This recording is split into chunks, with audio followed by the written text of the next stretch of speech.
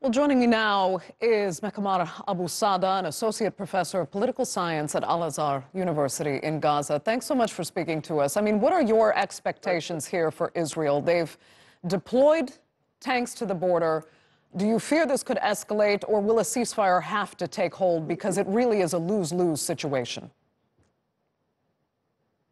Well, it seems to me that Israel has not accepted the proposal by the Egyptian security delegation, who has been trying in a very sincere way to try to stop the violence and stop the Israeli aggression against the Gaza Strip, which erupted yesterday.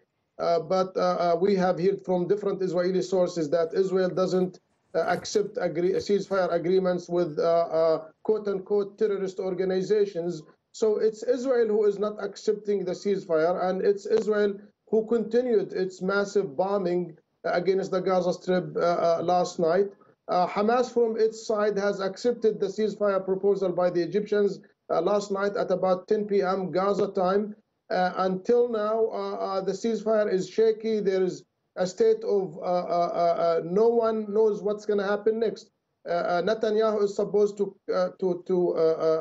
to meet with his cabinet in a few minutes to decide whether to continue the Israeli aggression against the Gaza Strip or to stop it right there. We will know more about what's going to happen next in the coming few hours or so. But I mean, help us understand what you think Israel thinks it has to gain by continuing to escalate this. I mean, Gaza has already been described as a powder keg for many, even existential reasons now. If Israel continues, doesn't that threaten its own security? That is a very good question. I totally agree with you that Gaza has been under Israeli siege for more than 12 years now. Gaza was, the three wars were inflicted on the Gaza Strip over the past years, where the civilian infrastructure has been completely destroyed. But it seems to me that there are a lot of pressure from different Israeli political parties, from the right and the left. They are putting pressure on Netanyahu and the government to continue its aggression against the Gaza Strip.